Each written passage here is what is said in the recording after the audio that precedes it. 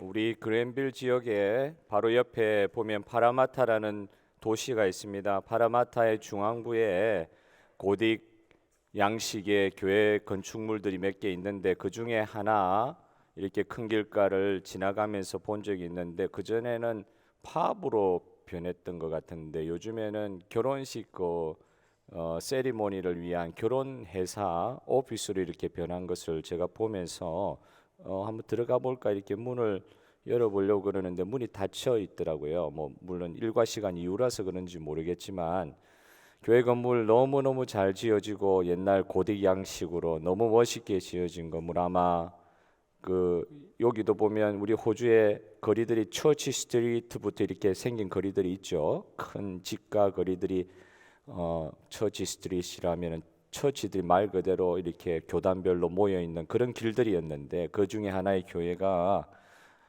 이렇게 교회로서 역할을 못하고 건물이 교회로서 역할을 못하고 다른 곳에 팔리기도 하고 뭐 임대를 내주기도 하고 성도들이 가지 않는 곳이 되었다. 그걸 보면서 조용히 문이 닫힌 교회 건물 앞에서 마음이 좀 아픈 적이 좀 아픈 게 아니 많이 아파야 정상이죠. 할렐루야. 그때는 많이 아파야 되잖아요. 조금 아프면 안 되고 많이 아파야 되는데 근데 이게 마음속에 이렇게 참 아파요. 이 교회 건물 안에 수많은 사람들이 주일날마다 오셔가지고 예배를 드렸을 텐데 뭐 이미 영국은 그런 현상이 너무 많이 퍼져 있고 호주는 그래도 좀 나은 것 같은데 그런 상황들을 보니까 제가 현지에서 그런 걸 보니까 그래도 한국에는 아직은 그 정도까지는 아니거든요. 근데 이런 것들을 보니까 그 많은 성도님들이 지금 어디가 계실까? 뭐 다른 큰 교회에 또 모여서 예배 드린다고 하면 그건 너무 감사한 일인데 전반적으로 이 호주 땅에도 예배 드리는 사람들의 수가 점점 줄어들고 예배를 지키고 하는 사람들의 열심들이 점점 줄어든 것은 사실입니다. 불이 꺼진 예배당에서 부르는 찬양 물론 그것은 더 새로운 예배를 위하여 고민하며 하나님 앞에 영감 받는 가운데 지은 The Heart of Worship 같은 걸 지은 맷 레드맨 같은 사람의 지은 그 찬양 가운데 예배 참된 회복 그게 시작할 때가 예배당에 불이 꺼질 때 뭐 이런 식으로 찬양이 시작을 하지요.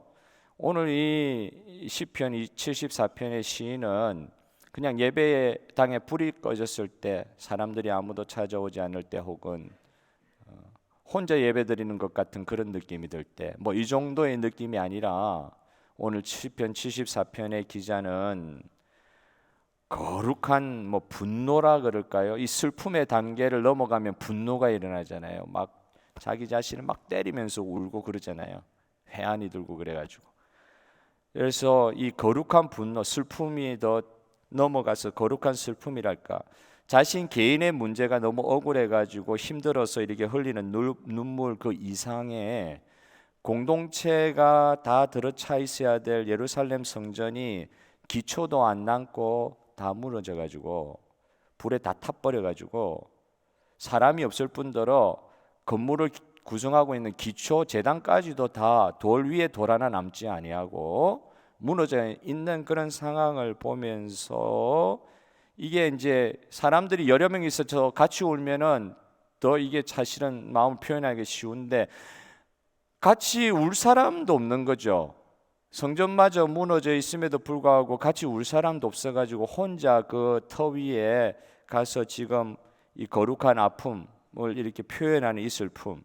옛날에 하나님 영광스럽게 예배하던 그 자리 이 예배당이 완전히 돌 위에 돌 하나 남지 아니하고 다 없어졌다고 하는 이 사실을 현실로 받아내는 이 현실 그냥 꿈이었으면 좋겠다 그런 적 있으시죠? 무슨 일이 벌어졌는데 꿈인가 아닌가 이렇게 얼굴 너무 좋아도 그렇고 너무 힘들 때 한번 꼬집어 본 적도 있으세요? 저는 실제로 있습니다. 이게 너무 막 말도 안 되는 상황이 벌어지면 꼬집어 본다고요. 이게 진짜 꿈 아닌가 그런 생각이 들 정도로 이게 현실로 받아내는 그 아픈 것을 현실로 받아내는 성도의 아픔 이게 공동체가 여러 명 같이 있었고 이스라엘 공동체가 같이 예배드리던 곳인데 그곳에 사람이 하나도 없고, 그러니까 1절에 보면 하나님이여 주께서 어찌하여 우리를, 여기에 이런 말을 사실 쓰면 안 되는데 이런 말을 쓰는 거예요. 그냥 진짜 눈에 보이는 건 이게 사실이니까. 하나님이여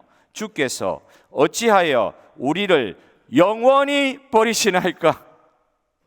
아직 영원도 안 됐는데 지금 일어난 상황을 보니까 희망이 제로라니, 제로. 마이너스 100%야. 지금 벌어진 상황을 보니까 더 이상 이곳에서 성전은 다시 세워질 수 없고 교회는 일어날 수 없다. 마지막 절에 점점 가면서 그 정도가 더해집니다. 주께서 어찌하여 주의 손 곧 주의 오른손을 거두시나이까. 하나님이여 대적들이 하나님의 성전을 파괴해서 언제까지 우리를 이렇게 비방하도록 놔두시겠습니까? 10절에. 그리고 또 쓰지 않아야 될 단어를 쓰면서 3절에 영구히, 영원이란 말과 같은 말이, 영구히 파멸된 곳을 향하여 주의 발을 제발 옮겨 주옵소서. 완전히 파괴됐다. 영구히 파괴됐다. 영원히 파괴되었다. 1% 희망도 찾아볼 수 없다. 시인이 당면한 문제는 대적이 성전을 무너뜨렸어. 이스라엘 백성들 무너뜨려가지고 성전 자체가 없어져 버리는 사상 초유의 사건 앞에서 정말 이거는 뭐라고 표현해야 될지요? 망연자실이라고 표현해야 될지요? 이런 일은 결코 일어날 수 없는 일인데 그 일이 자기 삶 가운데 일어난 거예요. 지금 그 일을 체험하고 있는 거예요. 하나님의 임재가 있는 성전은 절대로 무너질 수 없다고 하는 확신이 이스라엘 백성들 가운데 있었습니다. 그 확신이 얼마나 강하였으면 성전이 세워지기 전에 성막으로 존재하던 하나님 임재의 장소 법궤 그걸 블레셋과 전투 가운데 들고 나갔다가 이 법궤가 앞서 나가는 거 우리가 따라 나가기만 하면, 법궤는 하나님 임재니까 어떻게 저 외적이 이방 사람들이 이 법궤를 이길 수가 없다고 생각하고 법궤 들고 나갔다가 완전히 다 깨져버린 거죠. 법궤 빼앗겼어요. 하나님 임재가 분명히 계신 그곳에 이 법궤인데 법궤를 빼앗겼어요. 블레셋한테. 성전 절대 안 무너진다 생각한 거예요. 우리는 연약해도 하나님의 임재가 그곳에 있기 때문에 나는 연약해도 그곳에 가기만 하면 나는 보호된다고 하는 자기 확신이 너무 강했던 것이죠. 성전은 절대 안 무너진다. 나는 죽어도 성전은 안 무너진다. 이런 확신이 있는데 웬걸요? 하루아침에 불타서 없어지는 그런 일들이 있어 버렸습니다. 하나님의 임재라는 그 핵심을 뺀 상태에서 자기 믿음은 없는데, 하나님 임재를 간구하거나 하나님 임재 안으로 들어가려고 하는 믿음은 없는데, 그 임재의 장소나 물건을 우상시할 때 하나님은 그것조차도 과감하게 없애버리시죠. 그걸 없애심으로 하나님의 거룩을 드러내십니다. 할렐루야. 잘못된 믿음은 그렇게라도 하나님께서 처리를 하시면서 하나님의 거룩을 스스로 드러내시는 거예요. 잘못된 방향으로 계속 나가도록 안 만드시는 거예요. 하나님의 거룩은 하나님 스스로 취하십니다. 교회들이 불타고 예수님의 십자가가 짓밟히는 일들이 우리 인류 역사상 얼마나 많이 있었습니까? 그런데도 하나님께서는 그 상황 있는 그대로로 그냥 놓아두시는 것 같은 상황들이었어요. 원수들이 들어와서 하나님의 임재의 장소를 완전히 유린하고 더럽히는데도 하나님은 가만히 계시는 거예요. 어떻게 보면 하나님의 원수가 오히려 하나님의 원수인데 하나님께서 그 원수들을 편드시는 것과 같은 그런 상황들을 보게 될 때 시인은 좌절할 수밖에 없었다는 것이죠. 어느 성도님하고 이야기를 나누는 가운데 그런 이야기를 들으면서 요한계시록의 말씀을 상고하게 됩니다. 촛대를 옮긴다는 표현이 있잖아요. 촛대. 계속 불타고 이 촛대라는 말은 그 촛대 위에 불은 그리고 향은 성전에 그것이 있는 동안에는 계속 불타야 되고 빛을 비춰야 되고 향기를 내야 됩니다. 아침 저녁으로 꺼지지 않도록 만들었다고요. 성전이 있는 동안에는 이 성전에 있는 불은, 촛대의 불은 없어지지 않는단 말이에요. 그런데 요한계시록에 가서 보면 촛대 옮기는 장면들이 있잖아요. 촛대 옮긴다, 촛대를 옮긴다. 사실은 이런 표현들은 굉장히 무서운 표현들이죠.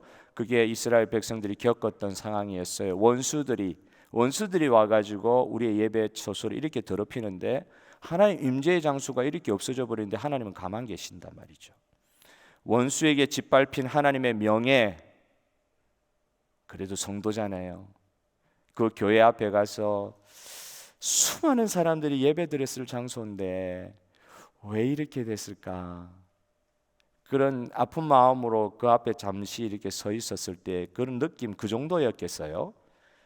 성전이 완전히 불타가지고 하나님의 명예가 원수에게 완전히 짓밟혀 버려가지고 우상이 오히려 그 성전에 들어가 있고 성도의 명예, 정말 기가 막힌 상황을 보면서 자기 개인의 문제 정도가 아니라 희망이 보이지 않는 이스라엘 백성의 상황, 교회의 상황, 성전의 상황을 보면서 말 그대로 영구히 영원히 파괴된 성전에 돌이킬 수 없는 절망의 상황 가운데 권투 선수가 그렇게 두드려 맞았을 때 이렇게 서 있으면 그래도 게임을 진 건 아니에요. 판정 나기 전까지는 진 거 아니란 말이에요.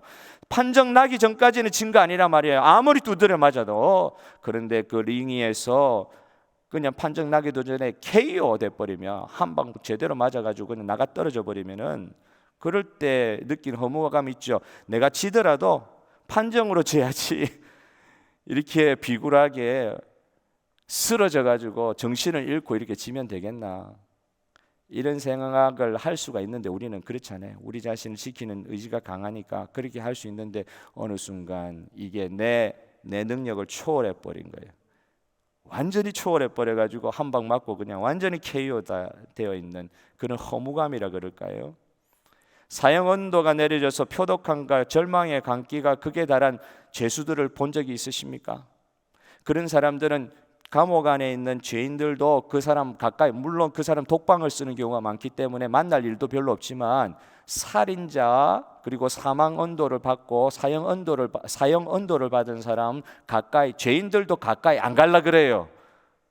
이미 사망이 딱 기다리고 있는 사람의 그 표독스러운 눈길, 누군가 나한테 한번 걸리게만 해봐라, 저놈도 죽이고 나도 죽는다, 이런 식의, 주일날 아침에 죄송합니다, 그런 표독스러운 그런 눈길들, 그런 걸 경험해 본 사람들의 이야기를 들으면 사람이 사람으로 안 보이는 것이죠. 완전히 절망, 사망을 바로 직전에 두고 있는, 자기가 원해서 죽는 게 아니라 물론 자기가 잘못해서 죽는 것이지만 자기가 원해서 죽지는 않지만 그 사망을 할 수밖에 없는, 죽을 수밖에 없는 상황 바로 앞에 있는 사람의 그 절망의 광기, 표독스러움, 그런 걸 경험한 사람들의 이야기를 들어보면 그 사람 눈이 아니라는 거죠. 이런 절망의 아주 지면에 들어가서 도대체 이건 내가 그냥 절망한 정도의 수준이 아니라, 그래서 나라가 망했을 때 우리 선조들의 그 느낌들, 그러면서 나라가 망했을 때 스스로 자결하는 사람들이 많았죠. 구한말에. 그런 아픔이라 그럴까요? 완전히 하나님 믿는 사람이 하나님의 영광이 완전히 떨어져서 세상에 완전히 절망 가운데 있을 때에, 이때에 이 시편 기자의 이 마음을, 오늘 그런 말을 쓰면 안 되는데 영구히 영원히 더 이상 일어설 수가 없네요 주님, 이런 좌절 가운데 있는 시인의 마음을 오늘 봅니다. 그런데 이것보다 더 어려운 게 뭔지 아세요? 오늘 본문은 그런 시인의 마음에 지금 절망의 극치, 이거보다 더 어려운 것에 대해서 이야기를 하고 있어요. 이런 절망의 광기, 어려움, 이거보다 더 어려운 게 뭐냐? 이런 사실 가운데 하나님이 한마디도 나에게 말씀하지 않으신다. 상황이 벌어진 거는 내가 죄를 지어가지고 주님 나를 연단하십니까? 그래서 나는 기도할 수밖에 없습니다. 회개를 통하여라도 주님 앞에 나아가서 부르짖고 하나님 앞에서 나를 살려달라고 손을 들고 기도를 하는데, 성전이 망한 이후에 400년 동안 선지자의 계시가 없어요. 그 초엽인 것으로 생각이 듭니다. 하나님 말씀을 안 하시는 거예요. 침묵하시는 거예요. 선지자도 안 보내시는 거예요. 19절에 우리의 표적은 보이지 아니하며 선지자도 더 이상 없으며 이런 일이 얼마나 오래일는지 우리 중에 아는 자도 없나이다. 누구 하나 하나님의 뜻이라 이야기하고, 예를 들면 70년 바벨론 포로에 대해서 이야기했던 예레미야 선지자는 그래도 있었잖아요. 근데 말라기 이후로 선지자 400년 동안 안 나타나는 거예요. 성전이 무너졌는데 언제 회복될지에 대해서 말해주는 사람이 없어요. 하나님의 말씀을 받는 사람 자체가 없다는 거예요. 그 전에 하나님과의 교제가 단절되어 더 이상 하나님의 말씀이 들리지 않고 보이지 않는 시간들을 계속해서 보내다가 이런 절망적인 상황 이후에 더 이런 상황, 하나님이 말씀하지 않는단 말이에요. 내가 마음이 답답해가지고 내 상황이 너무 어려워서 답답해서 기도하러 갔는데 기도한 그 자리에서 부르짖고 소리를 질렀는데 하나님은 대답이 없으시다. 사실 이게 더 어려운 거예요. 처음 예수 믿을 때의 그 감격들을 여러분들 다 가지고 계시지요. 할렐루야, 우리 하나님은 살아계십니다. 믿습니까? 살아계셔서 역사하신 하나님, 우리 그 하나님 지금 만나서 살고 있는데 신앙생활 해가면서 날이 가면 갈수록 오히려 그 하나님과 관계가 더 가까워져야 되는데 어느 순간 누군가는 이야기했는데 영혼의 어두운 바다라 그랬던가요? 오히려 그것이 꼭 우리에게 나쁜 것이 아니라고 이렇게 이야기하는 선각자들도 있었지만 어쨌든 한없이 깊은 영혼의 어두운 바다의 시간, 누구도 대답해 주지 않고 하나님께 기도해도 이상이 열리지가 않고 보이지 않고 마음이 열리지가 않는 답답한 상황이 예를 들면 10년이 갔다고 생각을 해보십시오. 우리의 마음의 신앙의 상태가 그런 변화 없이 그냥 시간이 한 10년 흘러갔다.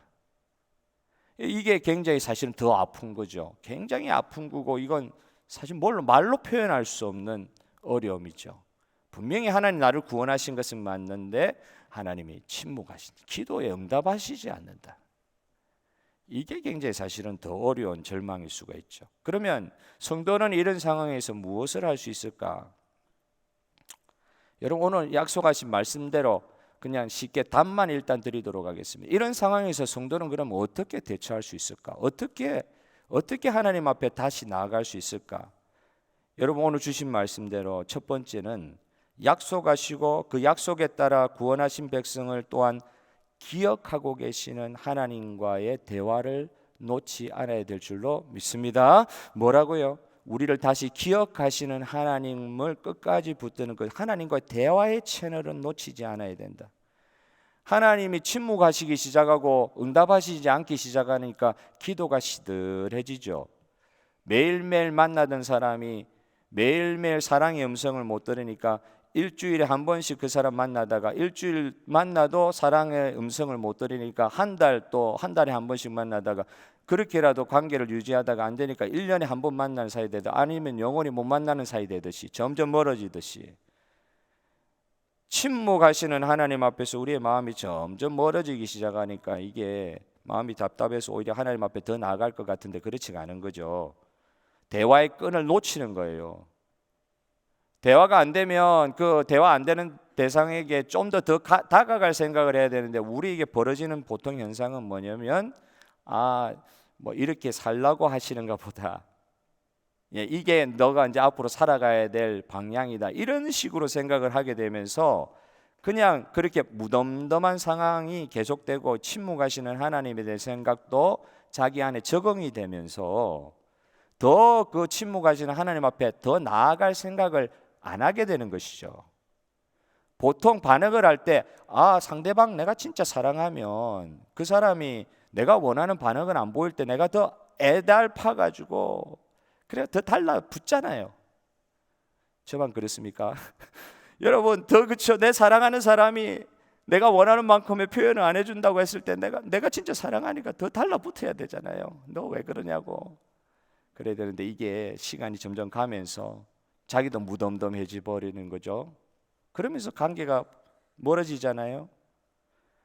오늘 보면 이 기억하시는 하나님과의 대화의 끈을 놓지 않기 위해서 오늘 시인이 뒤에 74편 후반절에 보면 그 해결하는 방법들을 자기 스스로 발견해 가는데 그 전에 오늘 이 11절에 또 보면 기억하시는 하나님, 우리를 기억하셨던 조상들을 기억하셨던 그 하나님과의 대화의 끈을 놓치지 않아야 되겠다는 그 각성이 일어나는 것을 보게 됩니다. 하나님의 침묵은 하나님께서 이스라엘 백성과의 관계를 끊으시는 것이 아님을 믿으시기를 바랍니다. 침묵하신다고요? 침묵하시면 그건 하나님께서 우리와 관계를 끊으시는 표징이에요. 사랑이 깊지 않으면 그렇게 생각하고 내가 이렇게까지 했는데 그렇게 나오시기에요? 그러면 뭐 마세요. 이건 별로 사랑이 없는 거예요, 사실. 관계가 없는 거예요. 사실은 더 붙어야 된단 말이에요. 더 붙어야 되는데 아유 안 하십니까? 이 정도십니까? 그럼 나도 이 정도 할게요. 이렇게 되는 건 하나님과의 사랑의 관계가 제대로 성립이 안 돼 있다는 거잖아요. 여러분 하나님께서 침묵하신다고 하셔도 절대 그것은 하나님께서 우리와 관계 끊으시는 표징이 아니심을 믿으시길 바랍니다. 그래서 이런 상황 가운데서도 정말 절망의 상황 가운데서도 우리가 해야 될 게 뭐냐? 하나님과의 관계가 있으면 대화를 할 거 아니에요. 하나님과의 관계의 끈을 내 손에서 끊지 않아야 될 것이다. 혹시 이해가 되지 않는 상황, 하나님께 침묵하시는 상황이 이해가 되지 않아도 내 손에서부터 나도 그러면 하나님 정리할게요. 그러면서 기도 안 하는 거예요. 하나님과 대화를 시도하지 않는 거예요.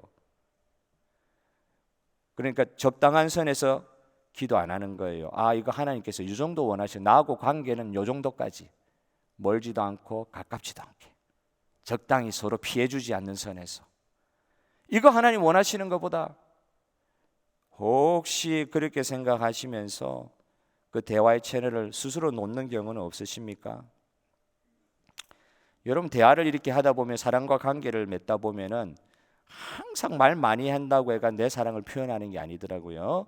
대화하는 사람들의 대화의 기술에 관한 책에 보니까 침묵도 대화의 기술이다 이야기하시는 분들이 계시더라고요.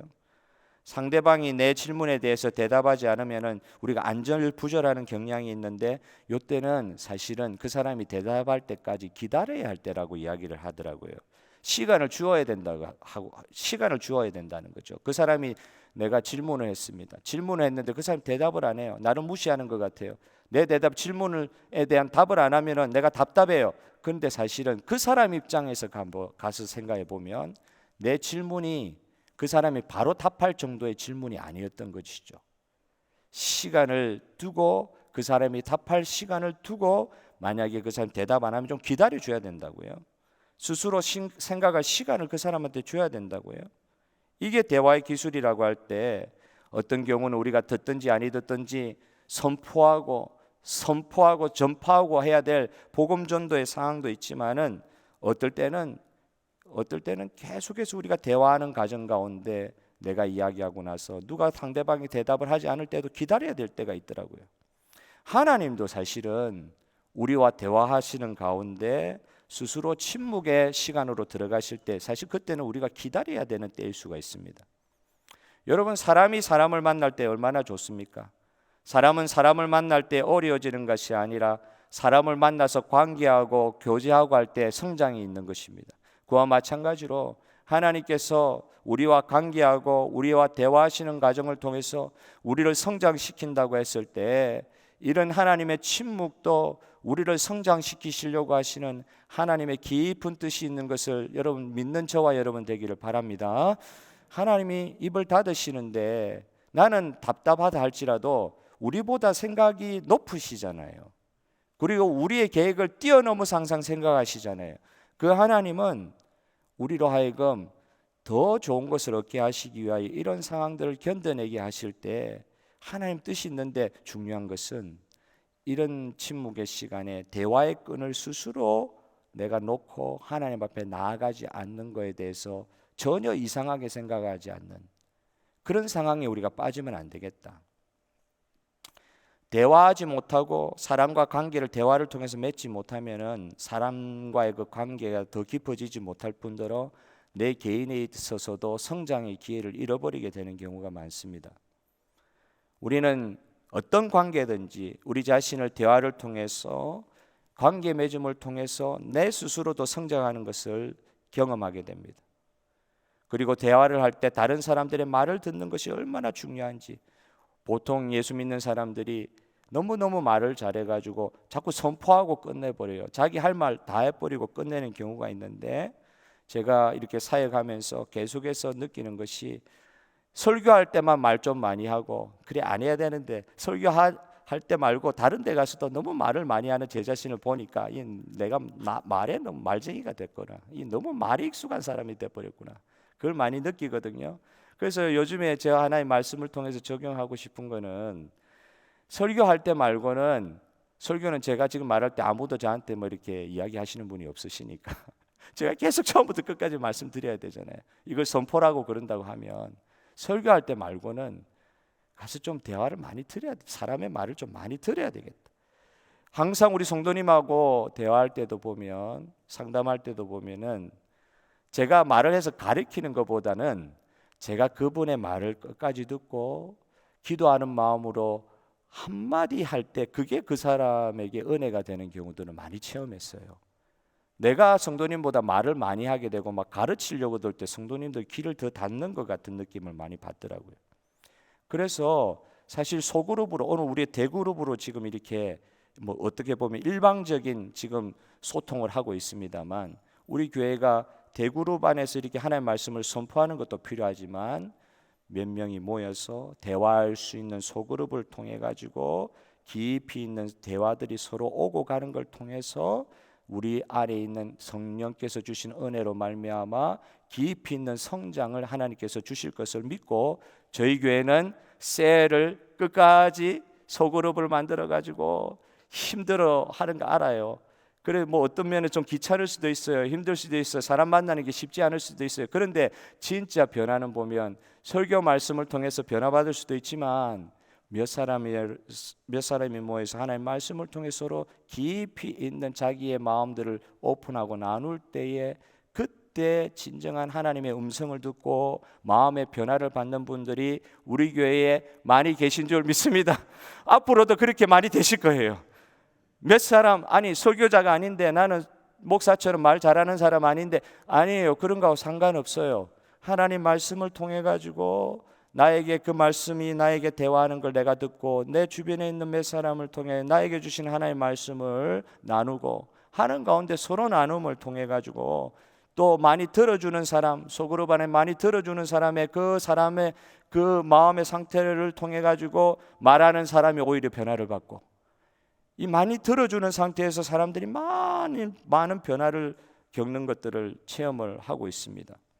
우리가 지금 오늘까지 전도 폭발이나 제자 훈련, 제가 뭐 맨데토리해서 뭐 많이 하시라고 이야기도 안 드렸습니다. 근데 지금도 뭐 신청하고 계시지만 전도 폭발 그리고 제자 훈련 여러분들 그 시간표를 잘 보시고 신청하시고, 이걸 하는 이유는 이걸 통해 가지고 우리 지도자들을 잘 양산, 영적 지도자들을 잘 성장시키는 계기를 통해 가지고 우리 셀 리더들을 잘 세워드리고, 셀 리더들을 통하여 우리 셀들이, 소그룹들이 잘 일어날 수 있도록 우리 교회가 그곳에 방점을 두고 참 중요성을 두고 이렇게까지 투자를 하려고 하는 이유는 그곳에서 생명 살리는 역사가 분명히 일어나기 때문에, 우리 하나님께서 여러분 하나님 안에서 성령 안에서 대화하는 이 대화의 모임을 통하여 하나님께서 서로 말하게 하시고 서로 듣게 하시는 가운데 성령께서 우리를 통하여 역사하시는 것 분명히 체험하시게 될 것입니다. 그래서 제가 만일 제가 제자 훈련을 제가 할 텐데, 제자 훈련을 한다고 했을 때도 그 시간은 가르치는 시간이 아니에요. 저에게서 뭐 배우는 시간이 아니라 저도 저 자신을 하나님 앞에 드러낼 거예요. 사실 제가 마음이 많이 어려웠어요. 이거 하면 어떤 상황들이 벌어질지 조금 감이 오기 때문에, 좋은 의미에서 너무너무 이게 다 오픈해야 돼요. 그리고 하나님 앞에서 내 자신을 내려놔야 돼요. 그건 제가 훈련생들을 가르치는 시간이 아니란 말이에요. 내가 하나님 앞에 받은 말씀을 가지고 내가 깨지고, 그리고 훈련생들도 같이 자기의 삶을 하나님 말씀 앞에서 나누고 하나님 앞에서 대화하는 시간을 통해 가지고 하나님이 정말 내 입을 통해서 말씀하시고 저 형제 자매의 입을 통해서 말씀하시는 걸 듣는 시간이 이 소그룹 공동체에서 일어나는 일들이더라고요. 처음에 저는 사실은 뭐 시간을 많이 잡아먹어서 힘들다 이런 것보다도 그 시간 완전히 좋게 말하면 그걸 통해 가지고 완전 펄펄 살아날 수 있을 거예요. 다른 말로 하면은 그걸 통해 가지고 내 질을 완전히 나를 다 내보내야 되니까. 저 비밀을 알고 싶어서 제자훈련 신청하시지는 마시기를 바랍니다. 뭐 알고 싶은 게 뭐 있으시겠냐마는 비밀 이야기하는 곳이 그런 정도가 아니라 하나님 앞에 나를 내려놓고 성령 안에서 원하시는 말씀 앞에 끼어진 나를 드러내는 시간이란 말이에요. 그 소그룹.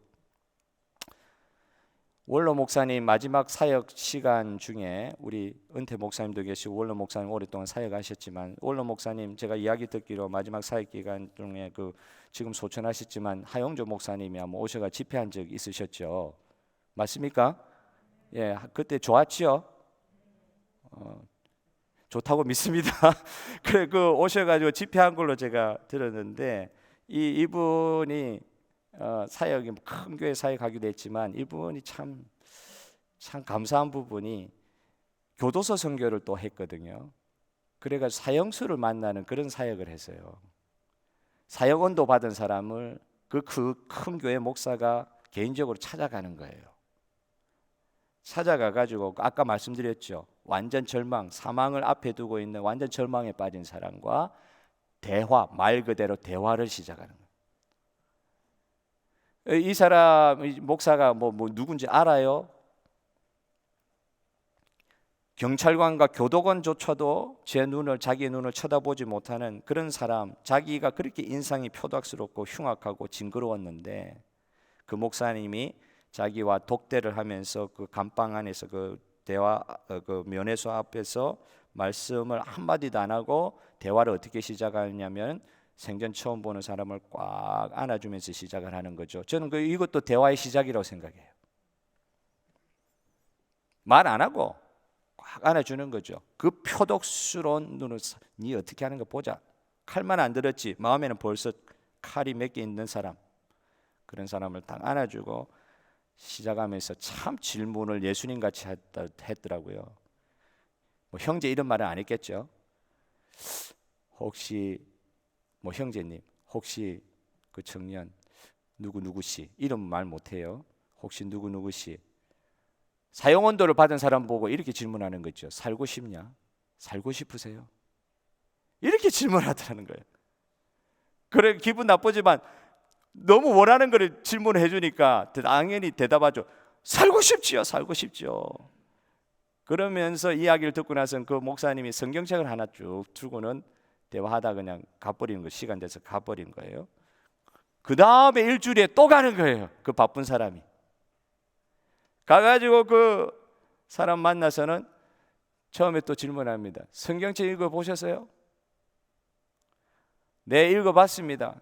예, 그러면서 목사님, 네, 읽어봤어요. 이렇게 이야기하는데 그 목사님 또 이렇게 질문하는 거예요. 어때요? 그 성경 읽으면서 살 길을 한번 찾아봤어요? 생전 처음 성경 읽는 사람한테 살 길 찾았냐? 성경 읽고 살 길 찾았냐? 그러니까 당연히 그게 뭔데요? 못 찾았어요. 이렇게 이야기할 거 아니에요? 그러고 나서 한마디 던지고 다시 갑니다. 그러면 조금 더 읽어보세요 하고 가버리는 거예요. 그러고 나서 일주일 뒤에 다시 오는 거예요. 그러는 가운데 성령께서 이 사형언도 받은 사람 가운데 역사하셔서 질문이 생기게 하는 거죠. 그러면서 대화가 시작됩니다. 목사님, 제가 만약 살아서 감옥에서 나가면 진짜 해보고 싶은 거 고향집에 한번 가보고 싶습니다. 그 말을 듣고 이 목사님 그때부터 이제 성경 말씀을 구절을 말씀해 주시는 거죠. 요한복음 1장 12절 영접하는 자 곧 그 이름을 믿는 자들에게 하나님 자녀가 되는 권세를 주셨으니, 그 말씀이잖아요. 그 말씀을 던져주면서 진짜 당신이 가야 될 고향이 어딘 줄 아시오? 거기 천국이라는데요. 이러면서 이제 대화가 열리기 시작하는 거예요. 사형당하면 지옥 갈 게 뻔한데 천국에 갈 수 있다는 목사님이 그 말씀에 귀가 솔깃해졌다. 그 이후로 변화를 겪게 되는 것이죠. 그런데 그 목사님 그대로 있었나요? 이 사람이 변화된 것을 확인을 하면서 감형운동을 감옥 바깥에서 벌이기 시작한 거예요. 단원서를 쓰죠. 편지들을 그 교회 성도들 많으니까 그 교회 성도들 참 이야기해가지고 많은 성도들이 그 사람의 이제 변화된 삶을 위해서 탄원서를 써줘서 그 사람이 감옥에서 나올 수 있도록 하는데 그게 됩니까? 사형 받은 사람이 됩니까? 처음에는 사형원도 받았던 사람이 무기징역, 그렇게 감형이 돼가지고 사형이 안 된 거예요. 그런데 그 뒤에도 계속 관계를 맺으면서 이 사람에게 좋은 영향력이 가다 보니까 옥중에서 펜팔을 하기 시작한 거예요. 어느 믿는 자매하고 펜팔을 하기 시작해가지고 가명 박마리아라는 여자하고 연애가 돼가지고 편지로, 저는 아직 상상이 안 되는데 그게 가능한지 모르겠어요. 편지로 연애가 돼가지고 감옥에서 옥중 결혼을 했다는 거예요. 그런 법이 있는가 봐요. 감옥에 있어도 결혼할 수 있는가 봐요. 그래서 모범서일 경우에는 일주일 동안 신혼여행도 갈 수 있게 해주는가 봐요. 그래가지고 그날 밤에 무슨 일이 벌어져가지고 아이까지 낳은 거예요. 지금 그 애가 고등학교, 지금 대학생이 됐는지 모르겠어요. 대학생이 돼가지고, 그런데 그 어간에 31년이 감옥 생활하는데 너무 모범적으로 사람이 변화돼가지고 모범 생활하다 보니까 진짜 31년 만에 사형 언도 받았던 사람이 풀려난 거예요. 지금은 한국 어느 지역에 세 사람이 있어. 그 아내와 그 사람과 그 낳은 딸아이와 함께 지금 살고 있는 그런 이야기를, 소식을 들었습니다. 대화잖아요. 다 끊어질 것 같은, 그 사형원도 받은 사람하고 무슨 일이 벌어지겠어요? 희망 없어요. 절망이에요. 대화할 수가 없는 상황이에요. 근데 그 끈을 놓지 않는 그 어떤 한 사람, 하나님 성령께서 이 사람도 변화시키실 수 있고 구원하실 수 있다고 하는 믿음 가진 그 한 사람이 그 바쁜 가운데서도, 저 그분 어떻게 일하는지 알거든요. 시간 없어요. 그런데 그 길을 꼭 찾아갔다는 거 아니에요. 일주일에 한 번씩. 그 뒤로는 뭐 안 갔겠지만 그 맺었던 관계, 하용조 목사님 소천하실 때 감옥에서 나오고 나서 얼마나 울었는지 그런 이야기들을 절절하게 써놓은 것을 봤습니다. 여러분, 하나님께서 침묵하시는 것은 그런 가운데 대화를 단절하시고 기회를 잃어버리게 하시고 영영 우리와 관계 안 맺겠다는 뜻이 아니라 우리에게 새로운 기회를 주시는 아버지 하나님의 뜻인 줄 믿으시길 바랍니다. 내 손에서는 끊지 않아야 돼요. 제가 우리 교회 와가지고 하는 일은 지금 사역은 사실 별 게 없어요. 우리 교회 와가지고 하는 제 개인적인 사역, 그 전에 사역하고 비교했을 때 변화가 뭐냐? 우리 교회 와가지고, 우리 시드니 중앙정례교회 성기로 와가지고 제가 한 변화가 뭐냐? 그 전에도 뭐 하긴 했지만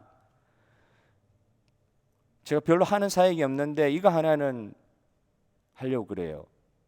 매일매일 기도하는 시간은 지키려고 그래요.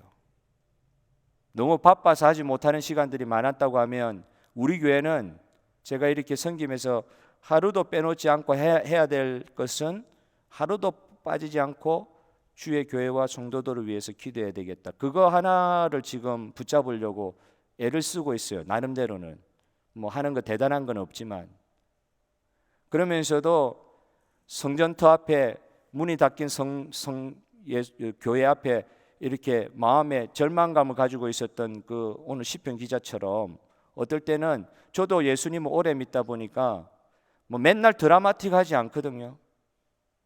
하나님 대답 안 하시는 것 같은 게 10에 8, 9는 되는 것 같아요. 내 원하는 대로 들어주셨으면 내 인생이 지옥이 되는 걸 아시고 안 들어주시겠죠. 안 들어주시는 게 하나님 은혜죠. 근데 그런데도 개인적으로는 기도했는데 7, 8, 9는 안 되는 것 같아요. 안 들어주시는 것 같아요. 침묵하시는 것 같아요. 그러는 가운데 제가 방금 말씀드린 것처럼 이 기도 시간 내가 지켜야 되겠다. 안 들어주신다고 내가 기도의 끈을 놓으면 되겠나? 하용조 목사님이 주례한 두 사람의 이야기를 제가 들었어요. 처음 이 사람 예수 믿게 해가지고 이 사형수를 그 감옥에서 결혼할 때 주례해 준 걸로 제가 알고 있어요. 그런데 두 번째 또 주례한 걸 내가 어디서 봤는데, 강원도에 가면은 그 설악 감리교회라는 데 조그만 교회인가 봐요. 개척교회인 것 같은데 그 교회에 얼마나 나가셨는지 모르겠는데 그 교회 집사님, 임집사님이라는 분이 계세요. 이분 인기종 집사님이라고 뭐 요즘 텔레비에도 나오시고 그러시는데, 이분이 하윤조 목사님이 주례해가지고 결혼한 사람인데, 이 두 사람이, 아내는 정신지체예요. 자기는 그나마 그래도 일자무식이라도 정신은 있는 사람인데 정신지체하고 결혼해가지고 낳은 아이가 완전 중증 정신지체아를 낳아버린 거예요. 그런 인생을 살아가는 분이었는데 이분이 예수 믿는 사람이에요. 텔레비에 한번 나온 적이 있는데 왜 텔레비에 나왔느냐? 50년 가까운 시간 동안 설악산 저 밑에서 저 위에까지 울산바위까지 비선대까지 짐을 실어 나르는데 옛날 젊었을 때는 130kg짜리 냉장고도 들고 산 꼭대기까지 올라간, 그래서 사람들이 너무너무 신기해가지고 몸무게 60kg도 안 되는 사람이 130kg짜리 냉장고를 지게 지고 산 꼭대기까지 올라간다. 이걸 TV에서 한번 보여준 적이 있어요. 생활의 달인 이래가지고 보여준 적이 있는데 알고 보니까 이 사람이 예수 믿는 사람이에요. 예수 믿는 사람인데 제가 그분하고 인터뷰하는, 세상 기자하고 인터뷰하는 그 내용인데 그 내용에서 내가 참 가슴이 무너지는 듯한 그런 말씀을 좀 이 설교 준비하는 가운데 들은 게 있습니다.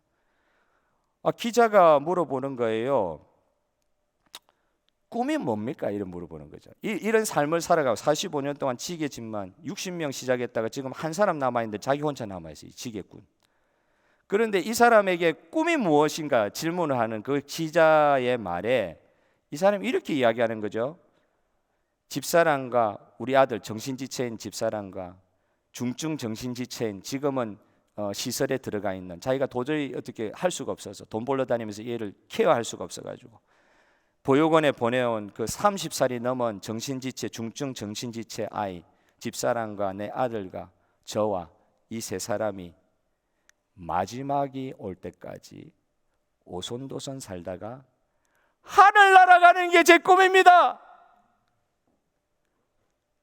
제가 이제 교회를 위해서 기도하고 하나님 나라를 위해서 기도하고, 그런데 하나님은 침묵하시고 우리의 기도 제목, 수많은 기도 제목 가운데 눈으로 보이는 물리적으로는 응답받는 게 없는 것 같고 하나님께서 일을 안 하시는 것 같고 나는 하나님 앞에서 뭘 하려고 하는데 뭐 이렇게 마음이 이렇게 안 움직이는 것 같고, 뭘 해야 되는데, 내 인생 끝나기 전에 뭘 해야 되는데, 뭘 이루어야 되는데, 자꾸 그런 생각하면서 기도의 제목은 점점 화려해지고, 그와 또 반대로 하나님 그렇게 기도 응답 안 하신다고 어떨 때 한없이 풀이 죽어가지고 하기도 싫고 기도하기도 싫고 아예 안 해버리는 이런 상황이 완전 반복되는 이런 삶을 살았던 제가 45년, 50년을 지게를 지면서 그가 인터뷰할 때 이야기하는 건 죽기보다 힘들대요. 이렇게 물 들고 올라가는. 근데 그걸 견딘다는 거예요.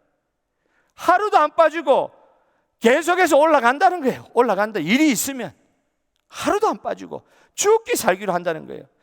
첫째는 내 가족을 위해서, 그리고 내가 안 갖다 주면은 저 위에서 굶어 죽을 사람들 생각하면서 그 절에 뭘 갖다 주고 그러던데 저 산 위에 있는 사람들에게 약속이 있기 때문에 내가 안 하면 안 된다 하면서 죽기 살기로 하는데, 그런 단조로운 삶을 50년 동안 반복이라 하는데, 반복을 하며 살아가는데 이 사람의 꿈이 뭐냐? 하늘 날아가는 게 꿈입니다. 하늘 날아가는 게 꿈입니다. 머리를 쾅 때리는 거죠. 예수 믿는 사람에게 이거보다 더 큰 꿈이 어디 있습니까? 할렐루야. 이거보다 더 큰 꿈이 어디 있습니까?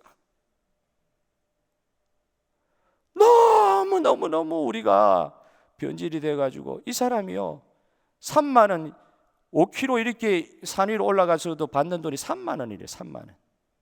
그거 받아가지고 평생 모은 돈과 같은 1억 원을 자기 아들이 중증 장애인으로 가 있는 그런 기관들, 홀로 돼 있는 독거노인들 쌀 사주고 과자 사주고 먹을 거 사주는데 1억 원 정도를 썼다는 거예요. 하는 말이 나를 위해서 쓰기 싫고 내 이웃을 위해서 쓰고 싶습니다. 내가 이 사람이 이런 말 하는 거 보면서 이 사람 진짜 교회 다닌 사람인가 하고 궁금해서 제가 그걸 찾아보니까 이 사람이 아니나 다를까 집사예요. 임기종 집사님. 누구하고 만나서 이야기하는데 내가 뭐 예수 믿어 할 수 있는 게 있나요? 나는 몸으로밖에 예수 믿는 거 보여줄 수밖에 없어요. 지게라도 지고 신뢰라도 지켜주고 거짓말 치지 않고 나에게 맡겨주신 그 짐은 끝까지라도 힘들어도 죽을 힘이 들어도 그렇게라도 저 위에까지 갖다 주는 거, 이거를 몸을 통해서라도 보여줌으로 내가 전도하고 싶다, 이런 이야기까지 하더라고요. 나중에 찾아보니까. 근데 그거보다 더 큰 마음에 좀 제 마음을 쳤던 거는 꿈이 뭐예요? 나에게 주신 이 가족들과 함께 하늘 날아가는 게 꿈입니다. 이 말을 하는데 기자가 이 말의 뜻을 못 알아듣고 다시 질문하더라고요. 그 꿈이 언제 이루어질 거라 생각하세요? 이 사람이 알고 물어왔는지 그 꿈이 언제 이루어질 것이라 생각하세요? 질문하니까 또 그러더라고요. 예, 저는 그 꿈이 언젠가는 이루어질 것이라 생각하고 쭉 살아가는 것이지요. 쭉 하던 대로 살아가는 거예요. 쭉 살아가는 거예요. 언젠가는 이루어질 줄 믿어요. 이렇게 답을 하더라고요. 사랑하는 성도 여러분, 오늘 저는 신학적으로 오늘 시편 기자의 본문 아삽이 쓴 시니 안 쓴 시니, 이 시인이 어떤 마음에서 이런 깊은 절규를 이야기했느니, 이런 말씀을 드리기 이전에 우리 신앙의 동료들에서 일어난 실제 이야기들을 가지고 잠시 기도에 관해서 말씀을 나누었습니다. 하나님께서 침묵하는 상황 가운데 우리가 할 수 있는 것은 무엇이 있을까? 하나님이 정말 직접적으로 좀 바로바로 대답해 주시면 좋겠는데, 너무 침묵하는 시간이 오래되시니 이 하나님 침묵하시는 하나님 앞에서 우리가 뭘 할 수 있을까? 저는 그 하 목사님이 한 영혼을 바라보고 가서 그 사람과 대화 계속했던 거, 그 가운데 성령이 역사하셨던 것을 보면서, 또 임기종 집사님이 할 수 있는 게 몸으로 지게일 지는 것밖에 없는데도 그걸 통해서 하나님께 영광 돌릴 때, 제가 볼 때 이 분이 요즘에 유명해졌어요. 어느 프로에 나가가지고 예수 안 믿는 사람들하고 대화하면서 유명해졌어요. 그거 찾아보고 하는데 시간 많이 쓰지 마시고 오늘 설교하면서도 그게 적용이 되면 안 됩니다. 뭘 보냐 이거예요. 그 사람에게서 뭘 보냐. 진짜 저와 여러분의 꿈이 하늘나라 가는 게 꿈이 되어 계십니까? 그러면 하나님 지금 침묵하시고 이런 것 때문에 우리가 스스로 마음 정리하고 하나님 침묵하신다고 스스로 하나님과 대화의 끈을 끊고 내 마음대로 그냥 열심 다 잃어버리고 하나님께 그렇게 나가는 기도의 자리 다 잃어버리고, 한국에 지금 후기 기독교 사회로 들어가가지고 삼각산에 풀이 무성합니다. 옛날에는 하도 사람들이 많이 가가지고 돌짝밭 옆에 풀이 남아 있을 수가 없는데, 지금은 한국에 기도원만 가면 풀이 무성하고 관리하는 사람도 없고 교회도 팔리고 기도의 자리들이 다 메말라 버리고, 내가 기도 안 하면 누가 기도하겠어요? 개척교회에 제가 경험한 바로는, 제가 예배하러 안 가고 제가 기도하러 안 가면 아무도 안 나와요. 그걸 경험하니까 내가 안 나갈 수가 없더라고요. 우리 교회는 어떤지 모르겠어요. 하나님께서 침묵하시는 듯한 상황 가운데서도 하나님과의 대화의 창을 스스로 끊지 않는 저와 여러분 되기를 바랍니다. 하나님은 그것을 통해서도 응답하여 주시면, 침묵을 통해서도 응답하시는 주님이세요. 그리고 그 임 집사님처럼 우리 이런 신앙을 근본을 가지고 하나님 앞에 매달려야 될 거라 생각해요. 최소한 우리는 천국 아닙니까? 최소한 천국 아닙니까? 할렐루야. 그러니까 두려워할 것도 없고 실망할 것도 없고, 단 제일 중요한 거, 하나님하고의 관계는 끊으면 안 돼요. 하나님 안 끊으시는데 자꾸 하나님이 나를 버리셨다고 이야기하시는 분들이 있는데 안 그래요. 침묵 가운데서도 대답하시는 주님, 말씀하시는 주님을 붙드는 저와 여러분 되시기를 주님의 이름으로 축복하며 소원합니다. 코로나 이후에 우리 교회 예배를 살려 주시옵소서, 기도를 살려 주시옵소서. 여러분, 저를 보고 나오고 우리 성도를 보고 나오고, 이거는 2차적인 문제. 하나님을 보고 나와야 돼. 하나님 보고, 하나님 앞에 내가 이 자리를 지키고 이 시간을 지키고 기도해야 되겠단 말이에요. 하나님하고 관계 끊어지면 안 된단 말이에요. 하나님이 나를 끝까지 놓지 않으시는 하나님, 내가 붙들라고 침묵하시는 것 같아도 그 하나님 붙들려고 하는 이 일자무식인 임 집사님이 지게 하나 들고 세상을 변화시키는데 지금 쓰임받는 것처럼, 시드니 중앙장로교 성도 여러분, 기도의 자리에서 하나님 앞에 쓰임받는 저와 여러분 되시기를 주님의 이름으로 축복합니다. 다 같이 찬송하겠습니다. 찬송하며 우리의 헌신을 주님 앞에 드립니다.